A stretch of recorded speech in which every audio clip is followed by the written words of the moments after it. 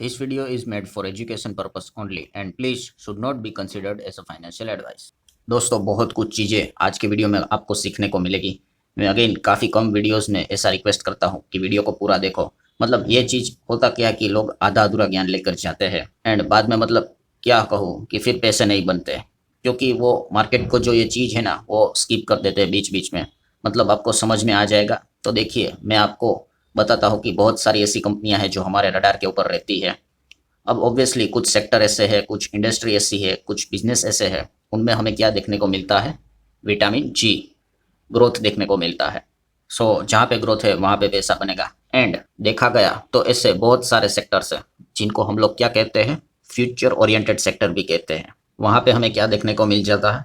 जबरदस्त ग्रोथ देखने को मिल जाती है। तो ऐसे काफ़ी सारी सेक्टर्स है, जैसे कि आप एआई देख सकते हो, सेमीकंडक्टर चिप देख सकते हो, ड्रोन रिलेटेड चीज़ें देख सकते हो। लंबी लिस्ट है ये तो। एंड मैंने इसके पहले भी आपको ये समझाया है कि ऐसी बात नहीं कि उसमें जो कोर कंपनी है मतलब कोर लेवल का बिजनेस है वही करेंगे तो ही पैसा बनेगा, तो ऐसा नहीं है।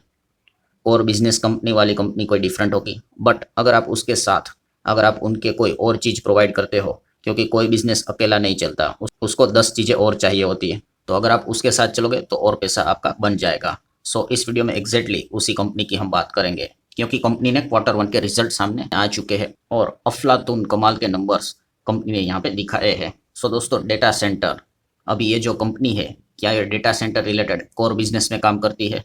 तो obviously not. But data centre बोला तो उसमें भी और 10 बिजनेस आ जाते हैं जिसके बिना ये डेटा सेंटर खड़ा नहीं हो सकता। ये कंपनी कोई डेटा सेंटर में काम नहीं करती, बट उससे रिलेटेड बहुत सारे जो रिक्वायरमेंट रहती है एक डेटा सेंटर को सेटअप करने से रिलेटेड, उसमें एक बहुत इंपॉर्टेंट चीज़ रहती है, वो है ऑप्टिकल फाइबर। यस, मतलब केबल की यहाँ पे बात करें तो बहुत सारे वायरिंग केबल की रिक्वायरमेंट होती है। तो यस, ये कंपनी उसी सेगमेंट में हमें काम करते हुए देखने को मिल जाती है। एंड इसी से रिलेटेड आप यहाँ पे देख सकते हो दोस्तों कि ये जो कंपनी है उसका चार्ट आप देख लो। यहाँ पे सेम वैसे ही 2022 से लेकर अभी तक कोई नहीं, 70 to 75% स्टॉक नीचे आ गया, इतना ज़्यादा नीचे आ गया। अगेन यही तो चीज़ें मैं आपको समझा रहा हूँ। ये जिसको समझ में आ गया वही शेयर मार्केट को समझ पाएगा।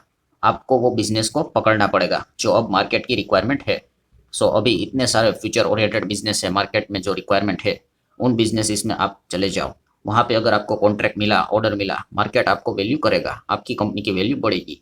और एग्जैक्टली वही चीज़ होते हुए देखने को मिल गई है, आप देख सकते हो। फिर क्या हो गया, गेम हम लोगों को चेंज होते हुए देखने को मिल गया है। सो कौन सी कंपनी की मैं बात कर रहा हूँ? बहुत लोगों को यही चीज़ को जानने की होती है कि शेयर का नाम बता दो। तो दोस्तों कंपनी का नाम है STL, स्टरलाइट टेक्नोलॉजी लिमिटेड। सो हमने देखा था दोस्तों ये जो कंपनी का साइज था ना, वो पहले जो जितना साइज था उतने ही साइज के कंपनी का ऑर्डर मिला है, 10,000 करोड़ का ऑर्डर मिला है। बट किससे रिलेटेड है ये? आप देख सकते हो, from an international hyper scaler to supply optical connectivity products. क्योंकि इनका काम क्या है, ये तो ऑप्टिकल फाइबर वायरिंग केबलिंग में ही यहाँ पे काम करते हैं। सो कहाँ पे कनेक्टिविटी जोड़ना है? AI ready data centre. तो जैसे अभी मैंने आपको बताया कि डेटा सेंटर रिलेटेड ही यहाँ पे ये ऑप्टिकल कनेक्टिविटी, उसका ये यहाँ पे कंपनी काम करती है। और मिल गया ऑर्डर, आप देख सकते हो 10,000 करोड़ का ऑर्डर यहाँ पे मिल गया है। एंड इसीलिए ये सारी चीज़ें, ये बोलते हैं ना गेम क्यों चेंज होता है, एक कॉन्ट्रैक्ट, एक बड़ा ऑर्डर आपको चाहिए होता है, तो ये गेम कभी भी यहाँ पे पलट सकता है। और कोई यहाँ पे आपको पहले एडवांस में इंटीमेट नहीं करेगा कि यहाँ पे अब लगा दो ये कंपनी को बड़ा ऑर्डर मिलने वाला है। उसको इनसाइडर ट्रेडिंग बोलते हैं, वो गलत चीज़ होती है। बट यहाँ पे आपको क्या करना होता है, एक अंदाजा लगाना होता है कि कहाँ पे ये चीज़ें हो सकती है, कहाँ पे ये चीज़ें नहीं हो सकती है। एंड इससे रिलेटेड भी अलग अलग फॉर्मूला होते हैं।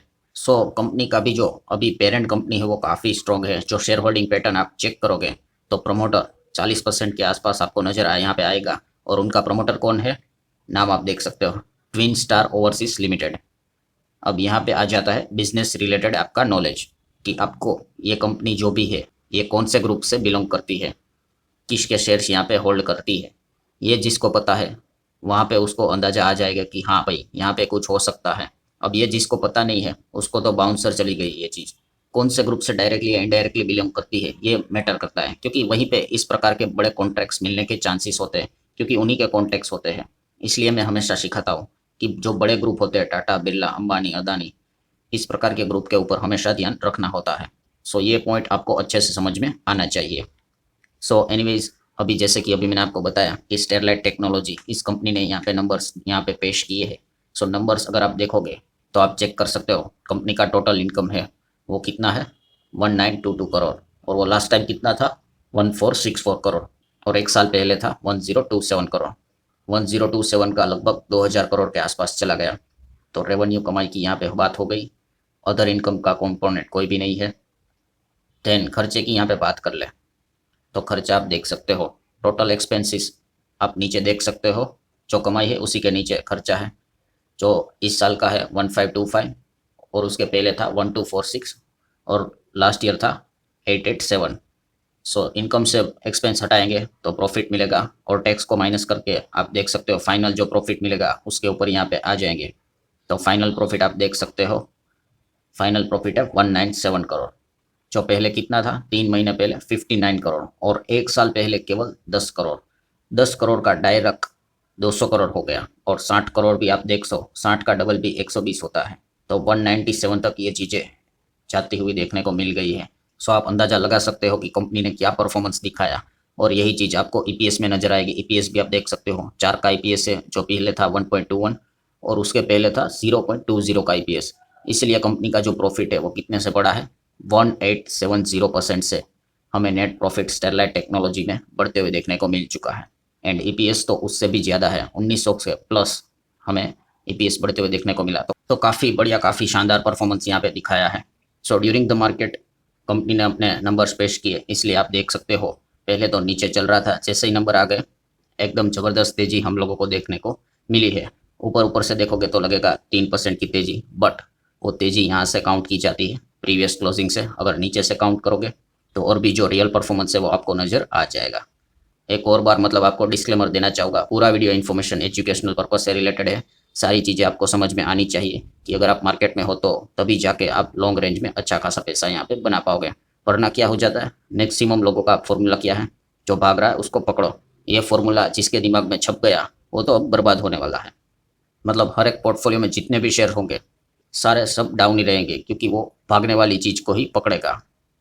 क्योंकि वो इस प्रकार की चीज़ें फंडामेंटली देखते ही नहीं है, और ऐसे वीडियो को कंसिडर भी नहीं करेंगे देखना।